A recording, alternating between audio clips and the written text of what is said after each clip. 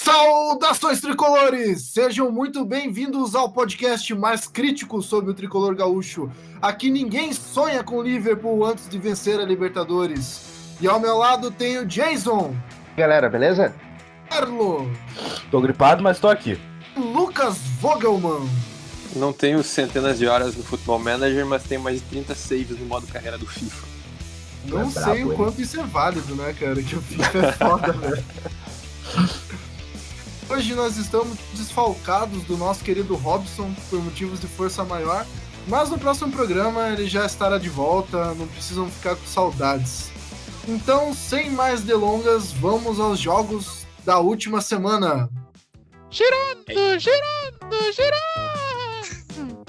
Então, galera, o Grêmio jogou contra o Goiás, meteu-lhe um 3-0 numa atuação incrível do Jean-Pierre.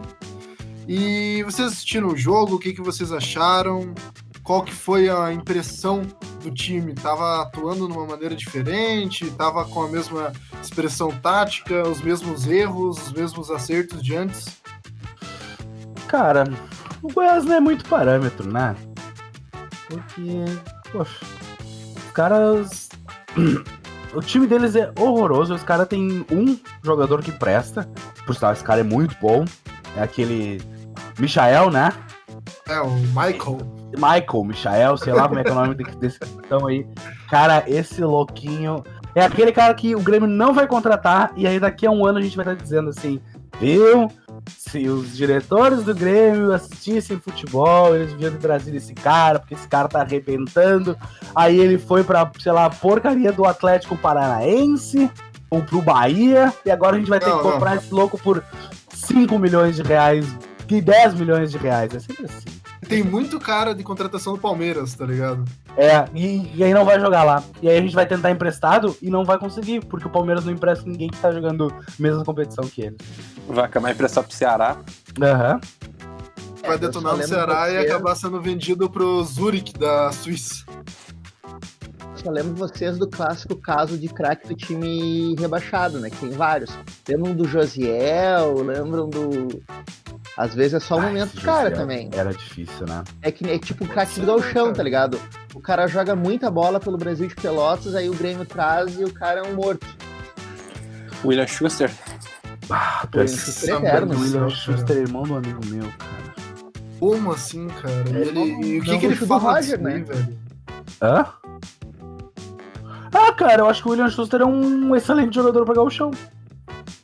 Mas não pro Grêmio, né, cara? Não, Foram péssimos momentos com o cara. E o pior é que o Roger contratou ele como se fosse arrumar o meio campo. Mas, enfim, não vamos voltar para esses tempos negros do passado gremista. Eu tenho uma coisa pra falar sobre esse jogo. Como o Tardelli é melhor que o André no esquema de jogo do Grêmio, né? Sim, funciona muito melhor. Muito melhor, né? A diferença é abismal de mecânica de jogo, de dinâmica. O Tardelli se movimenta, aí vão dizer, mas o Tardelli sai da área. Foda-se, velho, o Everton faz um gol pro jogo, tá ligado? Que se foda que ele sai da área, tá ligado? Tipo, olha a dinâmica de circular que fica o ataque do Grêmio quando tem o Tardelli, o Everton e o Alisson em campo, tá ligado? Mas é importante lembrar que não é essa formação, ok, tem dado resultado, mas o Goiás não é parâmetro, né, gente? Não, o Goiás não é parâmetro. Não é parâmetro, mas pra mim a grande coisa tá na volta do Michel, né? É verdade. A gente tinha falado. O Michel pesa demais, cara. A gente tinha falado muito bem do Michel no episódio passado. A gente rasgou cedo pro Michel no episódio passado. E aí o cara tá aí, ó, 2 jogos, confirmando. O cara é bom. 10 jogos, 10 gols, o Grêmio finalmente conseguindo mostrar um futebol que não mostrou o ano inteiro. As perspectivas são positivas, cara. Total. Eu ouso dizer que o Grêmio tá querendo embalar. Pela primeira vez no ano, eu sinto o Grêmio tentando criar um momento a seu favor. Isso não aconteceu até agora. Concordo absolutamente, cara. E gira muito no que o cara falou, do Tardelli ter se encontrado em campo, né? Tu tinha antes o Tardelli jogando, mas meio perdido. Aquela teimosia de quero jogar do lado de campo, quero jogar do lado, mas ele não tem mais explosão física pra isso. Porém, ele tem uma leitura de jogo muito boa. Então ele acaba compensando o físico. E pra mim a grande coisa é que o Tardelli é o chamado jogador associativo, né? Ele precisa aproximar pra tabelar. E aí entra uma coisa também, quando o Michel volta, tu libera o Matheus Henrique um pouco mais, ele consegue se mover mais, né? Consegue ser mais dinâmico e aproximar mais pra triangulação, né? O Matheus Henrique, quando tá solto, quando tem possibilidade de estar jogando pra frente, não tem nem comparação com outros jogadores da mesma posição, chamados Maicon, que nós temos no elenco. E o Michel, ele fazendo esse ferrolhão que ele faz muito bem. O Michel é muito discreto, né? Ele tudo bem que ele toma um cartão por jogo, tudo bem. Mas assim, ele é muito discreto fazendo esse ferrolho. E uma coisa que a gente tocou no assunto no episódio passado, e eu prestei muita atenção, principalmente no último jogo contra o Santos, é o passe longo do Michel. É muito qualificado. Ele fez isso umas 3 vezes nesse jogo contra o Santos, que depois a gente vai falar. Mas porque tá mais vivo na memória, mas foi muito bom, cara, muito bom mesmo. Impressionante a qualidade do Michel, tanto na parte defensiva quanto na parte ofensiva. Outra coisa interessante que a gente não viu em nenhum dos 2 jogos, contra o Santos e contra o Goiás, é o jogo ser horizontalizado. Tu vê um jogo bem mais verticalizado. Justamente pelas características do Michel e o Matheus, quando joga mais solto, a tendência é jogar chegando no ataque de forma mais rápida. Logo, tu pega o adversário um pouco mais com as calças na mão. Outra dinâmica de jogo. O próprio Farsi, no último programa, falava muito sobre a mudança do Grêmio, sobre como as peças não encaixam para jogar naquele futebol de posse total, que a gente está acostumado a ver o Renato tentar colocar em campo. E, pelo jeito, a galera se tocou, que não adianta ficar morcegando tanto e é melhor ser um time mais vertical, um time mais rápido, um time com uma chegada mais incisiva do que um time que vai chegando aos poucos, cozinhando. O Farsi falou muito bem e a gente acaba lembrando dele bastante por ele falar que o Grêmio precisava desaprender a jogar aprender a jogar sem Maicon, né? Que é o que tá acontecendo. O Grêmio tá aprendendo a tocar a bola de outro jeito, tá aprendendo a se posicionar de outro jeito, sabe? A participação do Jean-Pierre, né? Por exemplo, também agrega isso, sabe? Tipo, um time procurando mais a bola vertical, assim, procurando mais o gol e não ficar tocando pra cá e volta e se apresenta, que é o jogo do Maicon, né? Sempre foi o jogo do Maicon esse. A própria atuação do Jean-Pierre contra o Goiás foi talvez a melhor atuação dele com a camisa do Grêmio, fazendo justamente aquele papel do Maicon, que o Maicon tenta fazer em campo, que é de ser um volante / meio atacante. Ele voltava a jogar, ele voltava a pegar a bola na defesa, ele voltava a distribuir jogo, e como ele tem uma imposição física muito maior, ele conseguia se destacar 1000 vezes mais do que o Maicon. O melhor momento do Grêmio é sempre quando o Michael sai, né? É uma coincidência muito cabreira, coincidência, né? O Michael sai e o Grêmio começa a jogar bem e dá sintomas de que vai engrenar. Que coincidência. Coisas inacreditáveis, né, cara? Não, mas o Capita é o Capita, tem que manter. Um dia eu vou entender, um dia a gente tem que parar e fazer um programa para falar sobre o Michael, que a gente vai ter que buscar na raiz de onde surgiu essa idolatria, né? Porque, cara, abrindo só um rápido parêntese, né? Abrindo só um rápido parêntese, eu digo que eu não lembro dessa idolatria em 2016, por exemplo. E eu não lembro dessa idolatria em 2017 também. Eu lembro dele ser Super Goiás em 2017. Né? Não, o Michael tá em 2014, se eu não me engano. Sabe que uma vez eu tava assistindo um programa da ESPN, se eu não me engano. E, se eu não me engano, era o Mauro César falando do Ganso. Que o pessoal fala muito do Ganso e o que o Ganso poderia ser, né? E ele falou algo do tipo que o pessoal tem saudade do que o Ganso nunca foi, né? Verdade. E aí eu acho que a coisa se aplica um pouco, né? A galera criou uma imagem do Michael na cabeça que nunca existiu de fato. Nunca existiu, ele nunca foi isso. É nunca. Impressionante. Nunca. O cara não é um debilóide. O cara não é um completo horroroso. Mas, cara, entre ele não ser um completo retardado mental com a bola nos pés e ele ser esse jogador que o pessoal pinta, velho, tem um abismo imenso, sabe? Poxa, cara. É difícil, sabe? Tu ter que escutar programa de rádio ou buscar em rede social e ver os caras babando pra esse louco. Tá louco, velho. É difícil, o cara tem... O cara... É o que eu disse, ó. Pelo menos ele tem um pouco de vergonha na cara, que ele quando ele vê que a coisa tá fedendo pro lado dele, ele vai lá, sente uma lesão... Até acho que sentiu, até acho que tá lesionado, até acho que não é... Mas, por exemplo, ele vai lá, assim, ele pensa, eu não vou ficar jogando lesionado aqui se eu posso deixar o meu lugar pra um guri entrar no meu lugar. Mas, enfim. Isso é papo para um podcast mais extenso, falando somente sobre o fator Michael no Grêmio nos últimos anos. Galera, vamos falar do jogo que foi bonito de ver. A paulada que o Grêmio meteu no Santos, 3-0 na Vila Belmiro. O Santos estava uma caralhada de tempo sem perder na Vila Belmiro. É difícil ganhar dos caras lá. Queiram ou não, apesar do time ser um time quase sem torcida hoje em dia, ser um time muito menor do que já foi, a Vila continua sendo um alçapão. A gente foi lá, teve erros, mas ao mesmo tempo teve muitos acertos, saiu 3-0 e poderia ter saído 5-6-0. O que vocês acharam do jogo contra o Santos?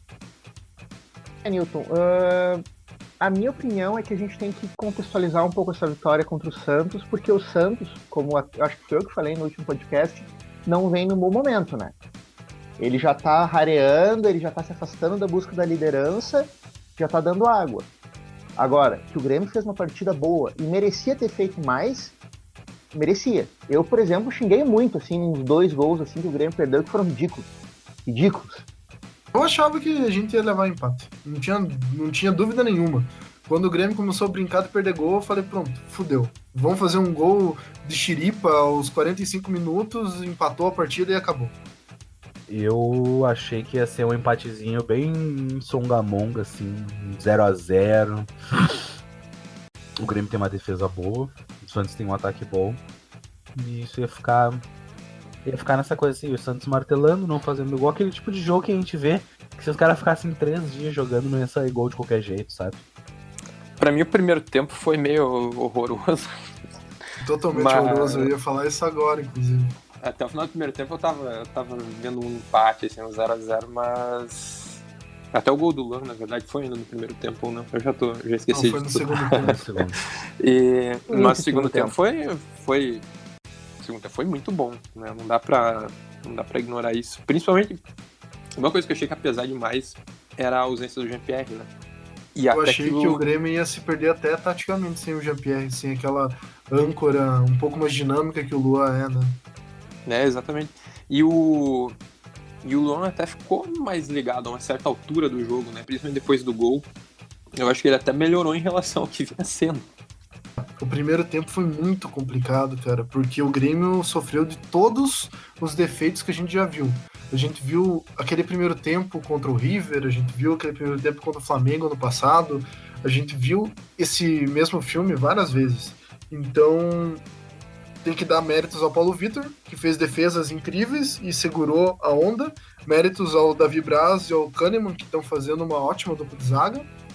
E não dá nenhum tipo de mérito pro Galhardo, que é completamente inepto. O negócio dele, não sei qual que é, cara, mas tá ficando bem claro que não é futebol. Coitado do Galhardo, ele... A gente tem que dar o desconto pro Galhardo, que ele, no final dos contos, é o terceiro reserva, né? Essa é a grande realidade. Ele tá ali porque os 2 à frente dele machucaram. E time de futebol no Brasil, né? um amigo meu sempre diz, o time de futebol do Brasil não tem elenco. O Grêmio já tá jogando com ele pra não jogar com o guri da base, que eu acredito que nem existe esse suposto guri da base lateral, porque o Grêmio não revela lateral, ele tem uns 30 anos.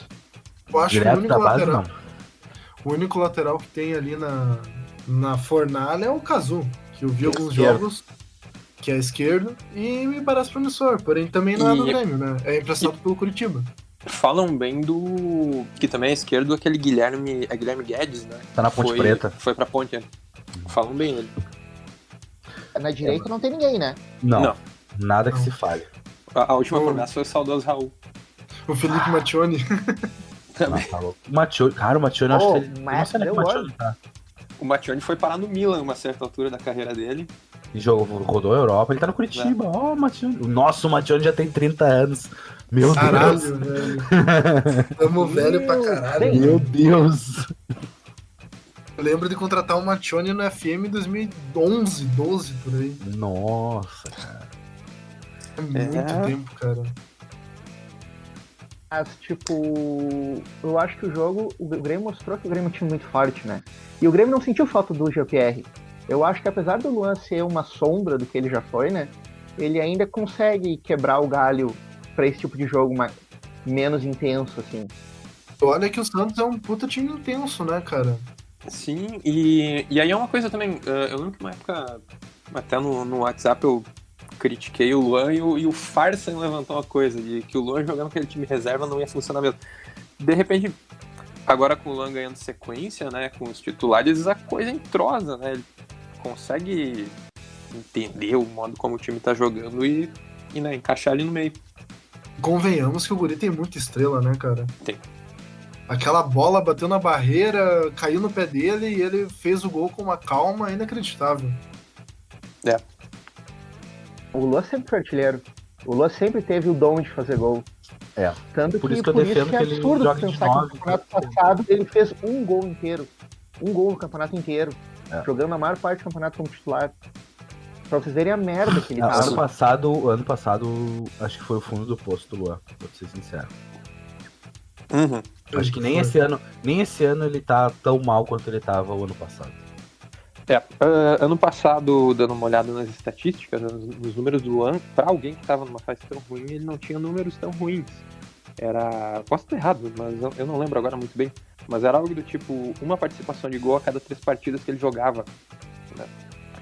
Participação, claro, sendo assistência, gol ou chamado penúltimo passe, né? Colocou alguém em condição de dar assistência. Então, pareceu um ano terrível. O problema é que a gente se acostumou muito com ele, né? Muito mal com ele. Isso é pouco. A expectativa pro Luan é muito maior do que isso. Pra ser um meiazinho burocrático que às vezes acerta um cruzamento ou dá um passo pra gol. Eu me acostumei com o Luan como o cara que é o artilheiro do Grêmio, que é o cara que entra driblando na área, o cara que, principalmente que chuta muito de fora da área, né? É algo que eu não vi mais. Eu não lembro, sei lá, de um gol esse ano, o ano passado, do Luan, aquelas buchas impossíveis dele, lembram? Tipo, contra a Ponte Preta, contra o Fluminense. O contrato dele acaba no final de novembro de 2020. Vocês acham que Vocês acham que o Grêmio devia renovar? Olha, cara, é difícil essa. Eu acho que isso é assunto pra outra hora, honestamente. Porque é bem mais complexo. Muita água pra rolar. Mas, tipo, hoje eu dispensava. De boas, assim. Não nem renegociava, eu dispensava. Ele tem o plano de carreira dele, né? Em que o salário vai aumentando a cada ano. E ele ganha, tipo assim, 700 conto. Ano que vem você vai pra casa do 1 milhão, né? Pá. E daí tu pensa, será que vale toda essa grana aí pra ter um Luan que às vezes tá jogando e às vezes tá apagado? É difícil essa discussão, cara. Sem contar o fator que vai chegar ali por agosto do ano que vem e o cara vai estar queimando a bola pra tentar conseguir uma renovação. Não por questão de caráter, mas é que é clássico. A gente sabe que o jogador de futebol funciona desse jeito, né? E tá certo. Tá certo também, né, cara? Tudo vai girar em torno desse finalzinho de ano, na verdade. A gente sabe que a diretoria do Grêmio tem essa filosofia de estar sendo gratidão aos jogadores que estão no elenco, então vai depender muito do finalzinho de ano. Não, no melhor cenário, o Luan recupera, sei lá, uns 70%, 80% do futebol dele e é craque nesse final de ano, o Grêmio conquista a Libertadores. Com ele como figura de destaque. Esse não é o cenário ideal, assim, de boas. Porque nós temos algumas figuras chave no nosso time que são muito acima da média, como o Jeromel, como o Kahneman, o próprio Mateuzinho é acima da média do futebol brasileiro, o Everton é absurdamente acima da média, e se o Luan estiver entre os fora de série do nosso time, os jogadores com estrelinha do lado do Brasfoot, a gente consegue ter um diferencial sim para estar passando por cima do Flamengo. E eu acho que essa é uma boa chave para a gente estar falando sobre o jogo que vai vir, o jogo mais importante. Sim, nós temos alguns jogos do Brasileirão, mas eu acho que essa hora tá todo mundo nervoso, essa hora tá todo mundo pensando no Flamengo. Eu não quero nem saber de Avaí, muito menos de Fluminense. Eu tô estourando minha carteira de cigarro para pensar no Grêmio e Flamengo do dia 2 de outubro. O que vocês acham que vai acontecer nesse jogo? O que podemos esperar? São vários tópicos para discutir, mas vamos começar pelo início. O que vocês acham que nós vamos encarar nesse Flamengo que está entre um dos melhores times do mundo, segundo a ESPN? Então, eu tô imaginando um empate. Não sei porquê, mas eu tenho essa sensação de que teremos um empate em 0x0 ou 1x1. Pra mim, o Grêmio vai ter muita preocupação em não sofrer gol, né? Cara, eu acho difícil não rolar gol num jogo tão pra cima como esse. O Flamengo costuma jogar praticamente inteiro no campo de ataque em cima do campo do adversário, né, cara? E o Grêmio tem um contra-ataque muito bom. E eu acho que pode rolar até um empate, mas só que com gols. Eu sou da escola Renato Portaluppi de confiança, né? Então eu sempre acredito que o Grêmio vai ganhar e bem em todos os jogos. E eu tô bem confiante pra esse jogo, honestamente. Sim. Eu vejo o Grêmio ganhando e ganhando bem aqui. Eu acho que o Flamengo tá na pilha errada. Eu acho que o Flamengo tá na pilha errada e eu acho que eles vão vir achando que é uma coisa que eles não são. Porque se o Grêmio tá jogando contra times fortes, o Flamengo também não tá. O Flamengo tá pegando baba e, sabe, eles vão entrar na rotação errada. Se eles acham que eles são tudo isso porque eles, sei lá, deram um pau em Cruzeiro. É um time ridículo, né, cara? Um time totalmente fora de esquadro. Eu espero que o Flamengo chegue com essa cabeça contra nós, que o Flamengo chegue ali tentando meter uma pressão totalmente desnecessária. Só que é aquela coisa, né? Nós temos que construir o resultado agora nesse jogo, no jogo da ida, porque fora vai ser uma coisa totalmente aleatória. Não tem como contar com o ovo no cu da galinha, não tem como contar que a gente vai ter um milagre como teve contra o Palmeiras, né, cara? A gente tem que chegar focado com o time na ponta dos cascos, pensando que nós vamos conseguir o resultado agora. Por um lado, se a gente tiver na arena um Flamengo que vai estar atacando bastante, né, que é o que o Flamengo faz, vai sobrar muito espaço, né? Vai sobrar muito espaço com os laterais que eles jogam ainda por cima, que não são muito rápidos. A transição deles acaba se tornando um pouco mais lenta do que o que deveria realmente ser para questão defensiva. E como eles não têm nenhum volante que faça uma cobertura decente, eles dependem do William Arão, então tem muito espaço tanto nas laterais quanto no meio do campo. Me parece que o Grêmio, como tem um ataque muito móvel, né, com o Everton, o Alisson e o Tardelli, aí que tá o negócio, né? Aí que tá a grande chance. Até porque os laterais deles não são bons defensivamente, né? Eu vi os dois laterais sofrendo bastante, por exemplo, no jogo contra o Inter. Sofrendo bastante, assim. O coitado do Felipe Luiz tomou um calor do D'Alessandro, velho. Um calor foda. E o D'Alessandro, a gente sabe que foi reserva do Maradona na Copa de 86, né? O D'Alessandro não... Tomar calor do D'Alessandro nunca é bom sinal, né, cara? E a parte boa é que a torcida do Flamengo tá encantada com esse time. A mídia tá encantada com esse time. E eles acham que realmente o Flamengo tá jogando futebol muito acima da média. E aí tem uma coisa interessante, porque eu parei pra ver os jogos do Flamengo depois do Grêmio cair na Copa do Brasil, né? E me parece que eles não têm nenhum grande sistema para construir jogada, né? A sensação que eu tenho é que o jogo de ataque deles é um grande bumba meu boi que conta com o talento dos caras ali, né? Porque me parece muita bola aleatória, sabe? Cara, eles não têm um construtor de jogo de fato no time deles. Eles vão dependendo do talento individual dos pontas e do Gabigol para conseguir cagar alguma jogada e tá finalizando, coisa que ele faz muito bem, né? Exatamente. O gol dele contra o Santos, por exemplo, foi total mérito, né? Aquilo ali é gol de quem sabe, né? A maioria dos gols que ele anda fazendo são foda. O cara tá jogando muita bola esse ano e é a maior ameaça que tem pro time do Grêmio. Contra o Santos me chamou muita atenção o calor também que o Rafinha levou do Soteldo. Sem contar que o Rafinha não tem cabeça alguma, né, cara? Não. e que o Felipe Luiz levou do Marinho. Isso é o que me impressionou mais. Que foi completamente anulado pela nossa zaga, né, cara? E pelos nossos laterais, que inclusive em algumas horas era o Capixaba. Eu ia dizer que o Marinho não se criou pra cima do Capixaba. Quando o Marinho foi dispensado do Grêmio, eu até fiz menções de ficar bravo com isso, mas eu não tive essa coragem toda. Eu admito que eu fui um pouco viúva do Marinho, porque eu torci muito por ele dar certo no Grêmio. Eu achava que ele era o cara que podia dar uma diferença, assim, sabe, na questão de drible, da jogada individual. Não se confirmou no final das contas, né? Eu acho que ele não soube aproveitar o momento, eu acho que o Grêmio, ele acabou sofrendo pênalti também por toda uma situação no Grêmio que, tipo, queria fazer um determinado time que dava certo no gauchão, mas não dava certo na realidade, né? Que era ter, tipo, dois pontas abertos em cima, sabe? Cruzando pra dentro, chutando meio Bayern de Munique, assim. A diferença é que o Bayern de Munique tem o Ribéry e o Robin e a gente tinha o Marinho. Marinho O Marinho eu nem falei do Everton, porque o Everton é meio que desse grupo aí do Ribéry e do Robin. Mas uma coisa que né, tá na minha cabeça, será que esse time do Flamengo é realmente melhor que o Grêmio? O elenco é. O time titular não. O elenco num todo, eles têm muitas peças que seriam válidas pra caramba no time do Grêmio pra fazer uma rotação.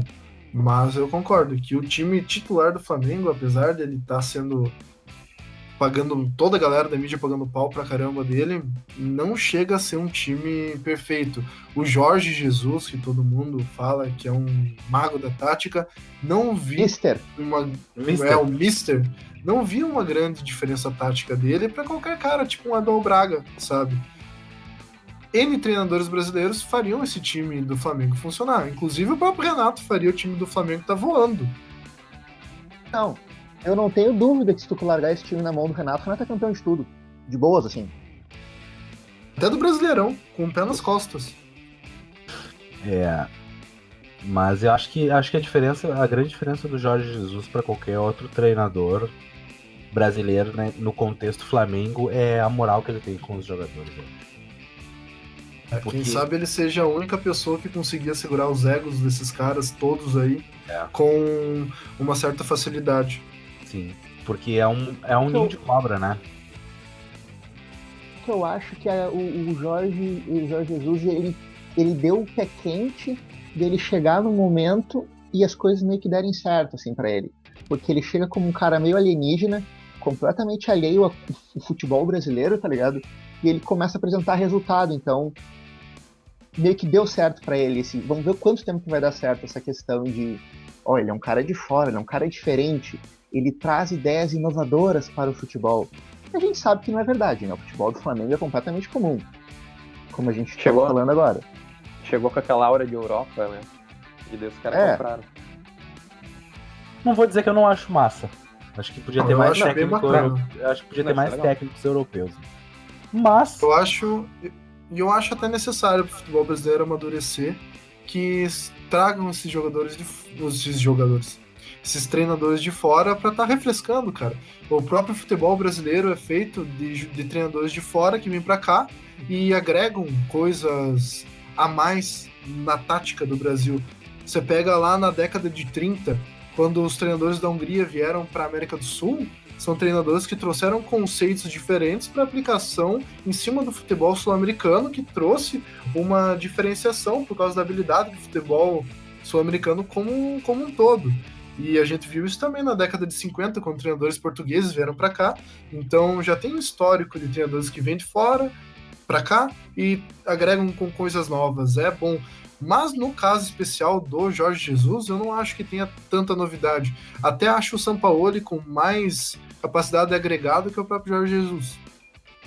Milton, eu não sei, eu falo com um sentimento meu, eu sinto que o técnico estrangeiro, até que nem agora, uns anos atrás, foi moda trazer técnico argentino pra cá, ele sofre de um preconceito muito grande.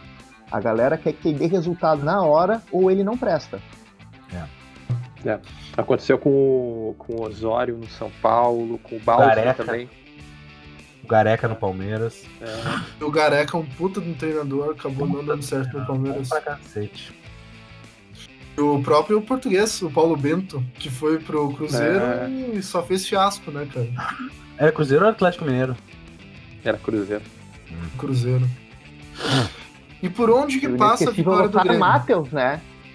Nossa, o Lothar Matheus. Nossa, no Paranaense. Aquilo foi um rolo, filha da mãe, né, cara? Diz que rolou até o cara chifrando a mulher. Ih, foi uma coisa incrível. Tá louco. Mas ali foi ele, né? O problema foi ele, né? Dizem que o problema foi ele. Por onde que passa a vitória do Grêmio? Onde que o Grêmio tem que focar para tá tirando o Flamengo do sério e colocando o nosso time na frente, ganhando nos 2-0 para ir tranquilo lá pro Maracanã. Não que seja tranquilo, já que a gente já deu histórico que tem essa capacidade de falhar mesmo com 2-0 no placar. Eu acho que se a gente conseguir impor um jogo de pressão pelas laterais com os nossos 2 pontas, forçando contra os 2 velhos deles, eu acho que a gente tem uma boa chance, mas a gente tem que contar com uma noite regular do Everton. Uma noite regular do Everton é uma coisa absurda, né? E uma noite inspirada do Alisson. Eu vejo que é bem isso, é sobrecarregar os laterais. Se o lateral esquerdo do Grêmio estiver bem, talvez não seja o Cortez, porque ele sentiu alguma coisa contra o Santos, né? Mas se o lateral esquerdo estiver bem para sobrecarregar o Rafinha, aí o Everton aposenta o Rafinha naquela noite. Sem contar a questão do Arão, que eu falei antes, né? Que mesmo que eles tenham as laterais um pouco frágeis, o próprio sistema de meio campo deles não é tão sólido quanto parece. A gente pode também ter chances de fora da área, o chute de fora do Michel é bom. Eles provavelmente nem vão saber que o Michel tenha esse predicado, porque a arrogância está tão grande que eles nem devem ter ido tão atrás, estudando a fundo o time do Grêmio. E o próprio Matheus tem uma entrada na área que quando ele entra tabelando, quando ele entra dando aquele passe final, é muito bom, é muito qualificado. O próprio jogo contra o Santos, a gente viu várias vezes ele dando aquele passe final, ou o passe antes do passe final, quebrando a zaga do Santos e trazendo uma chance muito boa pro Everton. Eu acho que o diferencial nesse confronto vão ser as defesas. Eu acho que o Grêmio tem uma defesa melhor e os 2 zagueiros do Grêmio vão ser muito exigidos. Porque, eu acho que o Grêmio se equipara em meio e em ataque, mas a defesa do Grêmio é melhor. Se o Grêmio conseguir confirmar essa defesa, ter o Kahneman numa noite inspirada, conseguir anular o ataque deles, cara, é só partir para abraço. Porque eu sei que o Everton vai dar um jeito, o Alisson vai dar um jeito de passar por cima dos 2 laterais. Sabe? E essa zaga deles não é boa. Ninguém vai tirar que essa zaga deles é boa. O Nilton mencionou o Arão, né? Claro que se a gente tiver o Luan numa noite boa, né? O Luan, nos melhores momentos dele, sabia jogar muito nas costas do volante, né? Então, se ele tiver numa noite legal, dá pra ele achar muito espaço ali. Eu acho bacana que se o Luan jogar, de fato, no lugar do Jean-Pierre, cria uma preocupação a mais pro time do Flamengo, por mais que o Luan não esteja numa fase muito boa. Eles vão olhar o Luan como uma pessoa a ser marcada, e isso já vai tirar a marcação de um Tardelli, que vai estar lá no ataque dando sopa, de um Everton, que às vezes vai ter um espaço maior, porque o Marão tá colado no Luan. Então, abre um espaço se o Luan entrar, só pela própria presença dele, né, cara? O cara bota medo ainda. Porque lá os caras não sabem, né? Eles não percebem a draga do Luan, né? Parece brincadeira, né, cara? Mas a mídia brasileira não vê o Grêmio jogando. A gente vê isso nos debates do esporte, em todas as emissoras, a Fox, a ESPN, até na TV aberta. Tu vê a galera sobre o Corinthians com propriedade, sobre o Flamengo com propriedade, mas times que são considerados por eles um pouco mais periféricos, como Cruzeiro, como Grêmio, como Atlético Paranaense, a galera não vê o time jogando. Eles parecem que não prestam atenção em nada que não roda e não enche o Rio São Paulo. Eles se abastecem de melhores momentos, isso é um fato. Uhum. É que assim, né, gente? Vamos ser sinceros. O cara não vai conseguir uma audiência considerável falando de Grêmio e Inter. Ele vai conseguir uma audiência considerável falando de Palmeiras, Flamengo e Santos. Então, sabe? O cara não vai perder o tempo estudando como é que tá jogando o time do Grêmio, o cara do eixo. Ele vai ver, de repente, o jogo que é o Grêmio e Corinthians. Por isso que o Roger, se a gente pensar bem, foi por tanto tempo elogiado no Grêmio. Porque a galera não via o Grêmio e Paraná. A galera via o Grêmio ganhando do Atlético Mineiro, ganhando do Corinthians, sabe? Fazendo aqueles jogões, não os jogo merda que o Roger adorava fazer. Até esse ano tinha gente falando em Grêmio melhor futebol do país. Sendo que a gente via que isso já era um troço do passado. É verdade. É verdade. E uma das grandes coisas é, né, que tem chances razoáveis do Jean-Pierre não jogar, né? Que é A gente tava quase certo, né? Questão dessa lesão do Jean-Pierre, a possível lesão do Cortez, que talvez tire ele do jogo, e até a ausência do Jeromel, que talvez aconteça ou não, apesar de hoje ele ter voltado a treinar em volta do campo, que já é um bom sinal. Essas lesões, o que vocês acham que significam para o time do Grêmio? Vai fazer tanta falta quanto a gente imagina? O Grêmio tem ainda 2 jogos aí pela frente para tentar estar entrando em ritmo de jogo com o time que tem. Vocês colocariam algum desses jogadores se tivesse possibilidade em campo? Ou tentariam achar um jogo com o que tem? Não. Quem não jogar contra o Avaí não vai ter condição de jogar contra o Flamengo. Tenho certeza. O Renato não vai colocar o cara voltando de lesão no primeiro jogo. Aí tá um bom tópico, porque quem sabe o jogo contra o Avaí faça realmente um time mais ou menos pronto pro jogo contra o Flamengo. Lembrando que o Avaí tá em boa fase, tá se recuperando e não vai ser um jogo fácil. Eu acho que o time que jogar contra o Avaí vai ser o time que vai entrar contra o Flamengo. O Fluminense não, o Fluminense ele vai botar o Sub-14. Mas sobre as lesões, eu acho que se a gente tá falando de um jogo em que o Grêmio vai jogar, em que o Grêmio tem as melhores chances de sucesso fazendo um futebol de pressão, pra mim o Jean-Pierre seria o que seria muito importante estar em campo. Mesmo que a gente esteja falando do Luan numa possibilidade boa, preocupando os caras, o Jean-Pierre vai conseguir distribuir o jogo, né? Principalmente se tu tá jogando no último terço do campo ali, tu tá precisando distribuir a bola pros pontas, né? Tá precisando de um passe mais requintado, né? Pra quebrar a linha. Aí o Jean-Pierre seria muito importante. O Jean-Pierre tem um passe mais forte que o do Luan, né? O Luan tem aquele passe que é um lobzinho, ele cadencia o jogo, mas o Jean-Pierre ele consegue dar um passe com mais intensidade. Isso vai fazer muita falta, cara. Ele verticaliza, né? E também ele tem o chute de fora da área muito bom, né? Isso aí vai fazer falta. O grande problema do Jean-Pierre é que, salvo a noite contra o Atlético Paranaense aqui na Arena, todas as vezes que ele esteve em um jogo competitivo, assim, mata-mata, determinante, a expressão que eu tenho é que ele fracassou em todos. Ele fracassou no Grenal, ele fracassou contra o Palmeiras, ele fracassou lá contra o Atlético Paranaense, sabe? Eu não sei se ele não tem o psicológico forte para decidir um jogo de mata-mata, para ser um cara presente com intensidade num jogo de mata-mata. O Luan, sei que apesar dos pesares, o Luan é capaz de cagar um gol do nada. Eu não sei se o Jean-Pierre é capaz disso. O Luan gosta desse tipo de jogo, né? Gosto. Eu acho que especificamente para esse jogo do Flamengo, como os guris já disseram, o Luan, o destino faz o Luan ser uma opção melhor do que o Jean-Pierre. Ele pode chegar lá, né, cara? Ele pode chegar lá e fazer o que o Luan sempre faz, que é não jogar absolutamente nada e pegar um cobertor e deitar no meio do campo, né? Mas pode, né? Mas o Jean-Pierre faz isso às vezes também. E também não dá pra dizer que o Jean-Pierre se esconde em jogo grande, porque ele tem muito jogo grande aí que ele fez que ele foi muito bem. E alguém... Eu li hoje no Facebook, não lembro onde, alguém comentou que os grandes momentos do Luan em 2017 foram uma partida semifinal, né? Da Libertadores. Então, se o pessoal vai acreditar em coincidência, em mística também, né? Mas é verdade, o Luan, ele ganhou aquele troféu de melhor da América por causa de 4 jogos. E a questão do Maicon? Vocês acham que ele consegue voltar a tempo? Que nós temos que ter um pouco de medo para ele ser encaixado no jogo? Tomara que não! Eu já ouvi até gente falando em Léo Moura, cara. Eu acho que. Tá, não é assunto, eu acho que o Renato quer escalar o Léo Moura. O Renato quer dar um jeito de que o Léo Moura jogue contra o Flamengo.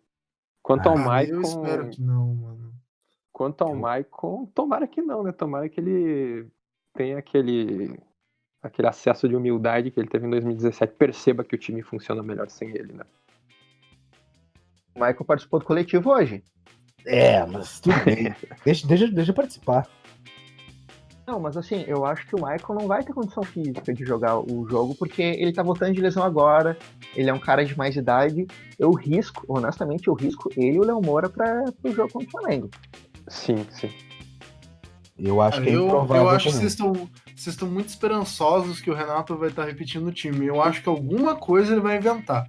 Alguma coisa, cara. Eu tô com um sentimento que a gente vai chegar lá, vai acabar vendo, nem que seja um André em campo, que vai me irritar e vai acabar com uma carteira de cigarro minha, cara.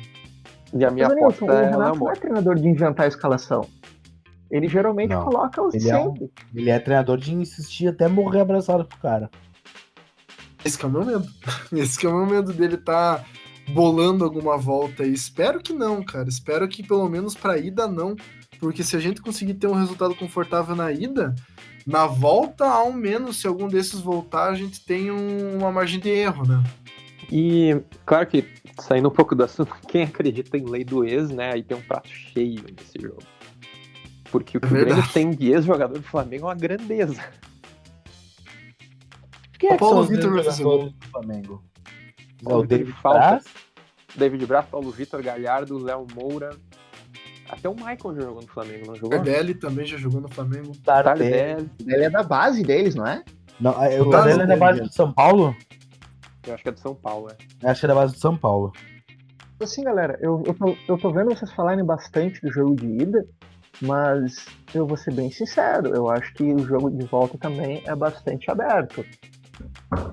Eu acho que é aquele tipo de jogo que se o Flamengo entrar meio rateando, assim, e a torcida não vai ficar com eles. A torcida do Flamengo, vocês sabem que vai começar a vaiar, vai começar, sabe? Não é jogo, o Maracanã não é Caldeirão. E a torcida do Flamengo não é a torcida do Boca Juniors que fica alentando o jogo inteiro. Tardelli é só o time começar a jogar 2003. Meio mal. Informação. Tardelli jogou no São Paulo em 2003, no Flamengo em 2012 e 2013. 2003? 13. Ele iniciou a carreira dele em 2002 no Flamengo, depois foi pro São Paulo. Não, ele começou no São Paulo em 2013 e depois jogou no Flamengo. Tá. 2003 Deus a 2007, 2003, cara. 20 anos de carreira. Nossa, ensino médio. Em 2003 eu tava só fazendo zoeira, cara. Só queria saber de jogar e médio nada. Ele já foi em 2013 eu tava na 8ª série. 2013 eu tava no primeiro ano. 7ª série. Tava no primeiro ano. Não importa também. E eu lembro do Tardelli como um jovem prospecto do CM, do falecido CM. Nossa, em algum momento da carreira do Tardelli, ele foi quase um Jonas, né? Foi, cara, foi. A expectativa do Tardelli era muito alta para ser um jogador de primeira linha, né, cara? E acaba se concretizando, que ele foi um bom jogador, né, cara, mas nunca ao ponto que todo mundo achava que ele ia chegar. Acho que a China foi a China. Meio que nem o Oscar, assim, porque ele foi muito vitorioso, por exemplo, no Atlético Mineiro, ele foi muito bem no São Paulo, ele foi bem no São Paulo, bem no Flamengo, muito bem no Atlético Mineiro. Aí eu acho que ele foi pra Rússia e não deu muito certo lá, ou não quis dar certo lá. E aí na China ele ficou lá e forrou os bolsos, né? Na Rússia ele jogou no Anzi, Machacá. Era colega do Roberto Carlos, naquela época dele, que ele tava quase aposentando a carreira. No Anzi, que também jogaram William e Eto'o. Nossa, maldição. Um time feito com o dinheiro do gás russo, né, cara? Mas enfim, assim, voltando ao jogo contra o Flamengo. Eu sei comentar que eu acho que o Tardelli já saiu do Brasil meio embaixo, assim. Ele não foi pra China num momento bom da carreira dele. Ele já tava meio que questionado no próprio Atlético pode ser. Paranaense. Atlético Mineiro. Isso, Atlético Mineiro. O bom é que agora ele tá se encontrando, né, cara? Eu acho que ele não é um jogador pro valor do salário que ele tem, né? Mas ele se encontrou, e se vier a ser uma opção muito melhor que o André, como tá sendo, por mim, que seja, né, cara? Porque a Já que dão gente, pra- né? A gente é melhor que o André atualmente. Apesar que ele fez 3 Olha, gols no treino cara. hoje. Artilheiro de treino. Nossa, Impressionante, sério que o André fez 3 Assustador Não isso. acredito, cara. Isso daí Sabe- me dá sabe- medo, cara. Sabe quem eu lembro nesses momentos? Lipatim. Nossa, Nossa, mano, isso é o Adão. O Adão. o Adão. Saudoso Adão, 6 gols no treino, chegou lá e não fez nada. Mas o próprio André, Mas né, eu- cara? Aqueles jogos contra o time do sindicato, 7 gols, 8 gols, né, cara? Não serve pra nada. Eu me pergunto o que passa na cabeça do Renato, sabe? Porque ele deve olhar pro André e fica, meu, qual que é o teu problema? Tu mete gol que nem um desgraçado nos treinos, tu faz tudo isso e chega no jogo que não faz porra nenhuma. E aí, sabe? É verdade, é difícil. Foda, cara. E a questão do David Braz? Eu acho que a essa altura não é mais uma questão que dê medo, porque nenhum jogo que o David Braz fez, ele fez uma falha grotesca, clamorosa. Não me preocupa. A das ausências ali, a do Jeromel, que mesmo me preocupa. Eu acho até que é injusto a gente não botar um pouquinho de esperança no David Braz, porque a gente não tem motivo nenhum pra isso. E o cara tem um retrospecto ofensivo interessante, né? Ele é uma arma. Daqui a pouco. Mas falo- zagueiro com retrospecto ofensivo não me interessa, né, cara? Isso daí eu já tô cheio. Rafael Marques que eu diga. Mas o David Braz tem uma carreira muito mais consistente, né? É. E Mais ou menos. O Não. David Braz saiu aqui enchalhado do Santos, né, cara? Ele tá sendo uma total surpresa pra mim. Eu achava que ele ia naufragar como jogador do Grêmio, mas ele tá indo muito bem, cara. Me fez até esquecer o saudoso Tonhão, que entrou bem pra caramba durante esse ano e é um guri de muito futuro. Ah, não, esse aí ainda vai jogar no Grêmio. Bem. Mas o David Braz, pegando a coisa da lei do ex, aí pode ser que apareça alguma coisa, né? Pode ser, pode ser. Eu não lembrava de onde é que o David Braz tinha vindo. Ele era do Palmeiras, cara. Nossa, mãe do céu. Ele- cara, eu ele não fez lembrava base. disso daí. Ele fez a base do Palmeiras com o Jeromel. Com o Caralho, Jeromel. velho. Com o Jeromel. Pode ser, porque ele é bem Ele é da mais época. novo que o Jeromel, não é? Um ano só. Eles se conhecem desde lá. Porque olha, ele tá. Meu Deus, ele tá desde 2002 no Palmeiras. Ele subiu, Caralho, mano. ele subiu em 2006. Caralho, cara, coisas que só o Wikipedia nos traz, né, cara? Porque nunca ia lembrar que o David Braz jogou no Palmeiras. Depois ele foi pra Panathinaikos, aí Flamengo, Vitória, Santos, Silvaspor e Grêmio. Cara, ele tem uma boa carreira, velho. Não dá pra dizer que não. Até ganha uma grana, né, cara? Não, ele foi muito titular no Flamengo, ele foi muito titular no Santos e muito titular na Turquia. E agora ele é um bom reserva do Grêmio. E foi muito guarda-costas do Daenerys também. Ele é igual, né? Chega a dar um ruim. Chega, cara, chega. O Torgonudo. É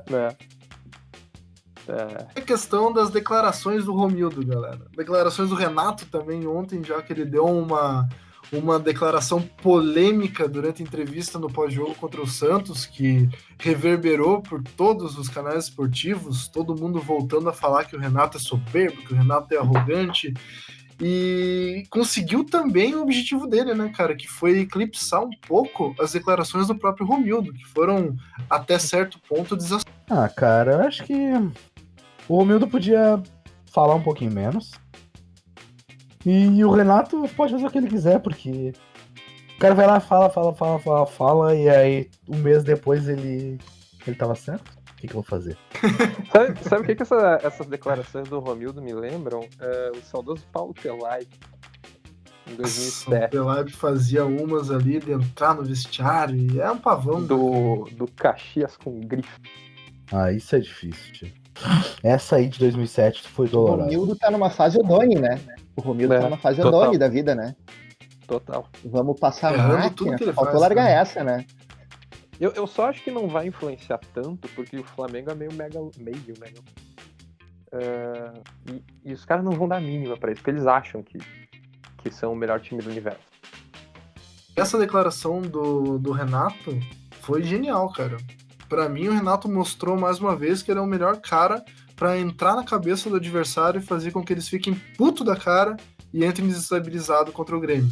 Porque essa declaração que ele deu, falando do Jorge Jesus, falando do Sampaoli, cara, ele enfiou o dedo numa ferida do Jorge, que ele deve estar sentindo e deve estar pensando, eu vou destruir esse filho da puta, e é capaz deles entrarem na pilha e Sim. virem com tudo pro ataque, tá ligado? Só pra tentar E outra- provar um ponto. E outra, eles têm dois jogadores que são muito pilhados e estão se perdendo por causa disso, né? O Rafinha, que vocês já falaram, e o Gabriel. É. Cara, eu fico muito feliz com essa do Renato, porque pelo que eu vi em questão de grupos mistos do Facebook, questão de declarações da própria imprensa, a galera ainda não entendeu o que é só bait do cara. Ele tá só largando e vendo o circo pegar fogo. Isso é ótimo pro Grêmio. E daí vocês imaginem o Gabigol entrando nessa pilha toda e sendo marcado pelo Kahneman. É. Eu acho que o Gabigol é o menor dos nossos problemas, meu. Eu tenho medo do Bruno Henrique. Bruno Henrique é muito veloz, cara. Ah. Nossa Eu não sei lateral, se você, não tiver mas eu- focado. Voltando ao assunto, Renato, eu não sei vocês, mas eu tenho a impressão que eu estudei comunicação, teorias da comunicação, e o Renato não precisou estudar e ele sabe tudo disso, sabe? É um cara que ele domina a imprensa, domina todo o meio, sabe, de comunicação como poucos, assim, tipo, sei lá, quase um Stan Lee, assim, do futebol, porque ele sabe exatamente o que falar na hora de falar, ele usa a crise a favor dele, quando é útil, ele, ao invés de fazer com que as críticas caiam sobre o grupo dele, ele faz com que as críticas caiam sobre ele, para usar isso de uma maneira de resguardar o grupo, sabe? E agora, com 3 anos e mais passagens anteriores dele, acho que dá para ver perfeitamente que é tudo pensado. Ele dificilmente fala alguma coisa sem querer, sabe? Se ele tá largando uma letrinha é porque ele quer. Não sei se vocês têm essa impressão também. Poucas Com certeza, pessoas cara. que viu o Renato perder a cabeça numa coletiva, se tu for pensar, né? Pouquíssimas vezes. E tu pensa, olhando como se o pessoal visse o Grêmio do jeito que a gente vê. Teria tudo para ter uma crise, porque o Maicon, em teoria, o capitão e o melhor jogador do Grêmio pra galera, tá lesionado. O Jeromel tá lesionado. O nosso time não tem um time que tá deciso ainda, não tem um time titular 100% escolhido. Estamos em eleição, que isso é sempre um fator que é perturbador. Sempre tem um murmurinho na parte de trás do Grêmio. E o Renato pegou tudo isso, jogou numa caixinha e falou: olhem para mim, eu sou a atenção, por favor, olhem para mim. E conseguiu, cara. A galera tá puta da cara com o Renato. E se ele der qualquer declaração ali contra o Avaí, ele vai conseguir ganhar mais uma semana de paz. Ele já ganhou essa semana de paz pro time do Grêmio. Ele pode ganhar mais uma semana de paz pra gente chegar totalmente tranquilo no dia 2, enquanto o Flamengo vai estar lá se esgoelando no Campeonato Brasileiro, querendo provar que é o melhor futebol da América Latina, enquanto a gente tá tranquilo, cara. E o Jorge Jesus guriziou bonito também, né? Porque o Renato não começou falando aquele papo de melhor futebol do Brasil, porque é o que ele sempre fala. Foi o Jorge Jesus que resolveu puxar essa bronca pra ele e dizer: como assim? Ele acusou, né, cara? Deu aquela acusada total. linda. Sangrou legal. A questão da arbitragem, gurizada, do Pitana. O que a gente pode esperar desse cara? Foi uma boa decisão da Conmebol. Muito melhor colocar o Wilton, que o Noveleto estava afim. Sabe que Eu tinha até uma certa desconfiança, mas depois do lance aquele contra o Palmeiras, lá no final, ali o Pitana cresceu no meu conceito, porque o VAR inteiro falando pra ele que foi. E ele não. Né? Eu não acredito nessa. Bom, é que entre dois brasileiros eu não acredito que tenha algum problema da Conmebol. Claro que entre um Grêmio e um Boca, um Grêmio e um River, os caras vão forçar a favor dos argentinos imensamente. Mas entre dois brasileiros, eu acho que os caras estão um pouco se fudendo, na real. E eu acho que o Pitana é o melhor árbitro da América Latina, assim, que eu penso, sabe? Eu meio que. O meu vago conhecimento em arbitragem, que vai só até a porta do meu quarto. Argentino. Eu acho que ele é muito bom, assim, cara. Pelo menos os jogos que eu presto mais atenção dele, assim, eu nunca vi ele fazer maiores cagadas, assim. Eu acho que foi uma ótima decisão da Conmebol também, cara. Acho que a gente pode ficar despreocupado com a questão da arbitragem, até porque o Pitana tem uma tendência de ser um pouco caseiro. E como a gente vai estar em casa, a gente pode jogar em cima disso. Quanto mais caseiro, melhor. Falando a questões extracampo, né? A gente sempre pode brincar que se a Conmebol sempre apoia os argentinos e quer que os argentinos ganhem, ela vai tentar favorecer o adversário mais fraco, né? Justamente é o Grêmio. Então, também dá pra ter essa ilusão que não, eu aposto que Boca e River devem estar morrendo de medo do Flamengo ir pra final, cara, e devem estar pensando, o Grêmio a gente consegue fazer alguma coisa. Seria maravilhoso. Até porque se os caras do eixo não olham o jogo do Grêmio, os caras da América do Sul muito menos, né? Uma prova disso é que o Kahneman ficou esquecido no Brasil um tempão até cogitar ele pra seleção, né? Sendo que a gente não tem um zagueiro que consiga chutar a bola pra frente. Os caras dependendo do Otamendi, né, cara? Que é o ridículo. Isso aí é uma ferida. Eu acredito que o cara tá jogando ainda. E ainda a galera paga pau, né, cara? Sim. A galera joga FIFA, acha que o cara é daquele jeito e não assiste o jogo do cara de verdade. Sabe aquele meme que tem um cavalo numa sacada e tem coisas que você não sabe como foram para lá? É o Otamendi. É o Otamendi. O cara tava no Atlético Mineiro, cara, e foi parar no City. Tá, palpites de placar pro jogo, galera. Eu acho que 1-0 pro Grêmio. Jason, o que tu acha que vai dar? 0 Grêmio. Eu acho que 0-0 pra contrariar os prognósticos. Eu tô jogando 2-1 pro Grêmio, cara.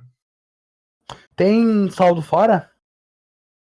Tem saldo fora. Copa do Brasil que não tem, né? Tá. E, bom, agora é final única, mas antes a final não tinha. Então, gurizada, falando sobre os jogos futuros, Grêmio e Avaí, quinta-feira, dia 26/9. O que vocês acham que vai ser esse jogo? Vai ser a repetição da escalação para o futuro jogo contra o Flamengo? Vai ser uma prévia? O que nós podemos esperar? Eu acho que o Grêmio vai conseguir manter a boa fase. É em casa, né? Em casa. Eu acho que o Grêmio vai conseguir, principalmente porque muito possivelmente vai ser o time titular, o time que vai jogar contra o Flamengo. Então eu acho que o Grêmio vai confirmar uma excelente fase de luta séria pelo G6 do Brasileirão. E acho que a gente ganha. Eu acho que vai ser um pouco mais difícil, porque a gente imagina o Avaí tá numa crescente muito, muito forte, tá querendo sair do G4. É um pouco perigoso, porque o time vai entrar querendo matar o jogo, o time do Avaí no caso, né? O time do Grêmio vai entrar um pouco menos concentrado, tem um pouco de medo de lesão, que é o que mais me preocupa nesse caso. Quem sabe fosse até uma de poupar o time, não entrar com o time completo, mas vamos ver o que vai dar, né? O time vai ter bastante tempo de descanso, então quem sabe seja importante colocar o time mais titular possível. Eu acho que vai ser entrar o mesmo time que jogou no sábado, que vai ser o time também que vai ser o que vai jogar contra o Flamengo. Eu acho que o Grêmio tem sim que dar uma atenção especial para o Campeonato Brasileiro, não tanto em relação quanto enfim, ia jogar contra o Fluminense também, não teria sentido, mas eu acho que joga time titular. Eu acho que vai ser um jogo difícil, mas que o Grêmio tem condições de ganhar. E quanto à lesão, eu acho que a lesão do Jean-Pierre mostrou que se é pra acontecer merda, vai acontecer merda. O jogador vai se machucar em treino, o jogador vai se machucar escorregando numa casca de banana na rua, se isso for pra acontecer. É viver com isso e tentar o melhor possível. Ninguém do Grêmio tá sofrendo de desgaste, tá ligado? Tá todo mundo jogando ok, ninguém tá morrendo com 18 jogos nas costas. Não existe desgaste. Se for se lesionar, vai se lesionar por cagada, que nem foi tanto o Léo Gomes quanto o GPR. Então foda-se, tá ligado? Bola pra frente e a gente tem que ganhar. Como no outro... Sabe que eu já acho que o Renato vai tentar fazer algum tipo de teste nesse jogo, porque se ele tem alguma ideia na cabeça pra botar contra o Flamengo, ele vai colocar. Eu acho que o Paulo Miranda, lateral direita, né? Eu acho que isso não, porque o Renato ele não vai abdicar de atacar, porque ele nunca abdicou de atacar na vida dele, pelo menos nessa passagem atual. E o Paulo Miranda seria um atestado de que, não atacaremos pela direita, mas um Léo Moura, sim. Léo Moura eu acho que pode acontecer. Deus queira que se acontecer, jogue mal pra caralho, né, cara? O Léo Gomes não tem mais condição, gente. Eu acho que ele nem tá treinando com os reservas ainda. O Léo Moura? O Léo Moura. Não, o Léo Gomes é pro meio do ano que vem, ele fudeu o joelho. E se conseguir jogar ainda, né, cara? Sim. Mas o Léo Gomes eu já descartei. Mas talvez o Léo Moura... junho a gente veja. Não, o Léo Moura eu falei. O Léo Moura está recuperado, e aí, né, vai...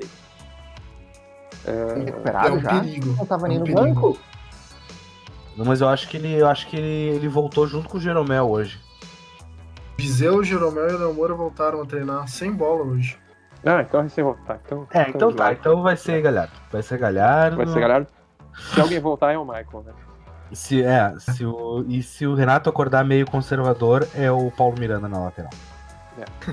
Mas, e Fluminense e Grêmio, né, gurizada? Eu acho que é o jogo mais aleatório que nós vamos ter nos próximos dias, porque foda-se, né, cara?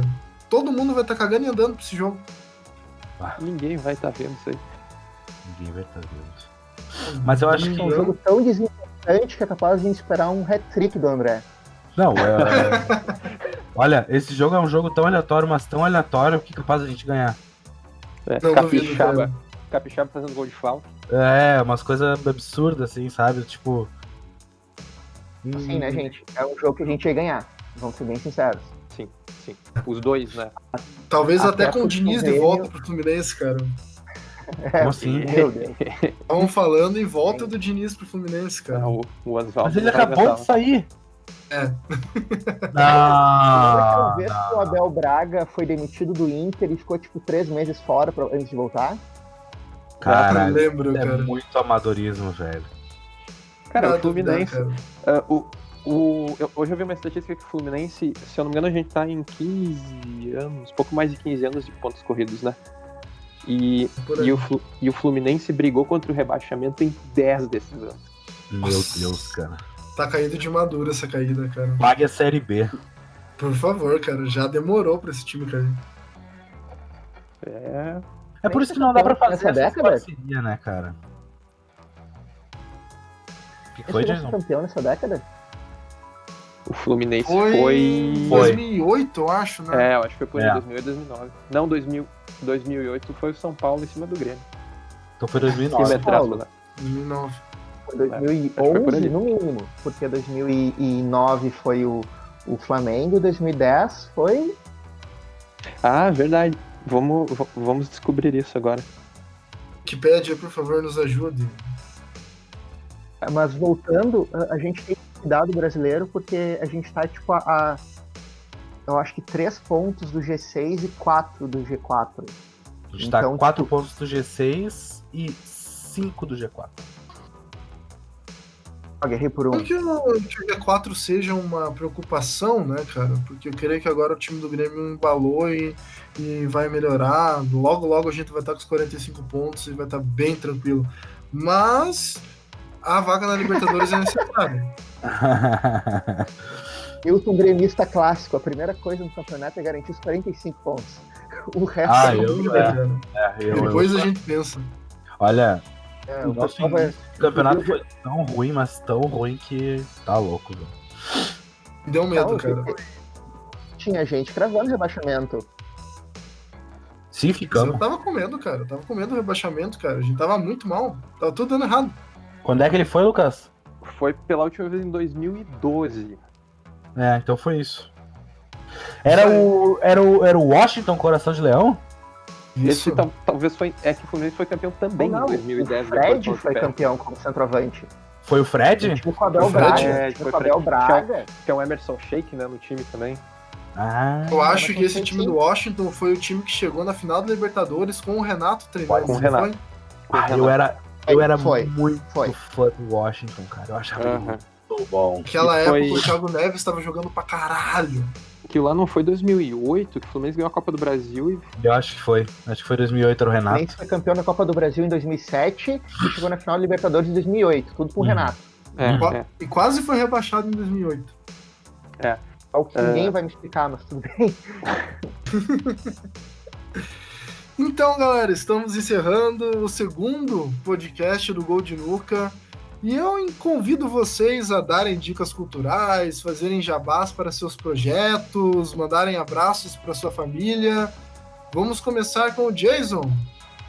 Pô, deixa eu ver. Bem, eu já falei do trabalho que eu faço com HQs no Instagram, que é o Papo de Quadrinho. Uma dica de cultural, eu fui esse final de semana no cinema assistir A Música da Minha Vida, que é um filme bastante interessante, que se passa na Inglaterra na década de 80 e fala sobre um jovem paquistanês que se torna fã do Bruce Springsteen. É uma mistura meio louca que faz um filme muito good Doideira, vibes. Não, é um filme muito good vibes, cara. Aqueles filmes que tu sai leve, sabe? Muito bacana. Assisti Mesmo, aqui, recomendo. ultimamente, no jeito que o Brasil anda, a gente precisa de good vibes. Não, e tem uma crítica muito boa, assim, que fala muito sobre o governo Thatcher, né? E como o governo Thatcher destruiu a Inglaterra daquela época. Tipo, tu vê realmente a galera, tipo, a cada 50 adultos, 4 têm emprego, sabe? Foda, cara. E a gente vê a galera aqui elogiando ela, mas enfim, isso é papo pra outra. Esse é outro papo. Para outro podcast. Exato. Carlo, o que você nos manda? Então, já que vocês estão muito nessa vibezinha good vibes aí, eu fui no cinema assistir um filme de suspense violentíssimo, Midsommar, que é um filme...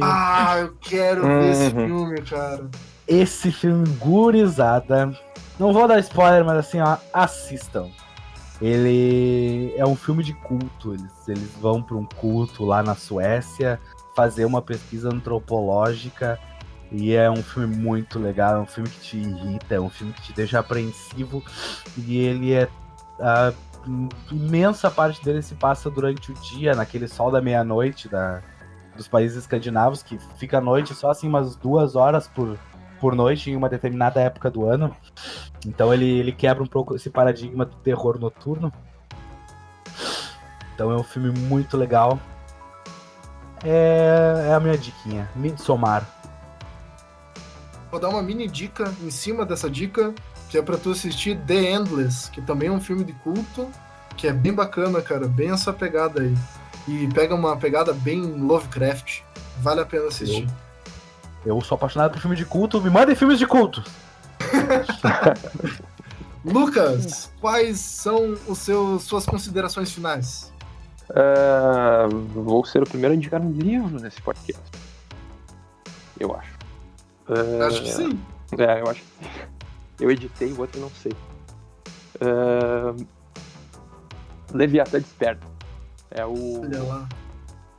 É o título que esse livro teve lançado no Brasil. Foi escrito por James S. A. Corey, que na verdade são 2 caras. Um deles foi assistente do George R. R. Martin, que escreveu, né, As Crônicas de Gelo e Fogo, que inspiraram Game of Thrones. E é uma ficção científica muito legal, porque está muito atrelada à realidade. Os caras fazem uma pesquisa bem legal sobre o que seria plausível e o que não. E o livro se passa num futuro não muito distante, em que a gente já colonizou Marte, a Lua e um pedaço do cinturão de asteroides, e tem tensões políticas entre Marte e a Terra, e se desenvolve de um jeito muito legal. Vale muito a pena dar uma conferida nesse livro. Porra, bem interessante, cara. Muito me interessa. Eu vou dar uma olhada pra ver se eu consigo adquirir esse livro. E a minha dica cultural... Fala lá. E esse livro inspirou uma série que tem no Netflix, inclusive, chamada The Expanse. Se eu não me engano, tem 2 temporadas no Netflix, tem uma terceira que foi lançada só pelo Sci-Fi, e vai ter uma 4ª na Amazon agora. É bacana a série? Vale a pena assistir? A primeira temporada é legal. E ela vai degringolando porque a série foi perdendo verba, agora talvez com a Amazon uma coisa melhore. Tomara que melhore, cara. A premissa parece ser bem interessante. A minha dica cultural envolve futebol, um livro que eu li há um tempo atrás e comprei para ler de novo, que é A Pirâmide Invertida, que é a história da tática no futebol. É uma coisa maravilhosa e é uma maneira bacana de você analisar como o futebol tem tudo a ver com a sociedade e como uma coisa está atrelada à outra. Você consegue fazer uma leitura do mundo através do futebol e uma leitura do futebol através da história do nosso planeta. Vale a pena se você gosta de futebol, gosta de tática e gosta de história. Fica a dica, A Pirâmide Invertida. Então, galera, muito obrigado por vocês terem ouvido até agora. Gostaria de estender o convite para que vocês assinassem o nosso feed no Spotify, se inscrevessem no nosso canal no YouTube, liga o sininho, momento youtuber agora, comenta, fala o que vocês acharam do podcast, se vocês curtiram, o que vocês não curtiram, o que a gente pode melhorar. Essa interação é muito necessária para que nosso canal esteja amadurecendo e que possa, quem sabe, um dia ser uma vertente do pensamento gremista, uma vertente mais realista, uma vertente mais pé no chão do que nós temos hoje em dia, uma alternativa na mídia gremista. Muito obrigado e até mais, galera. Falou!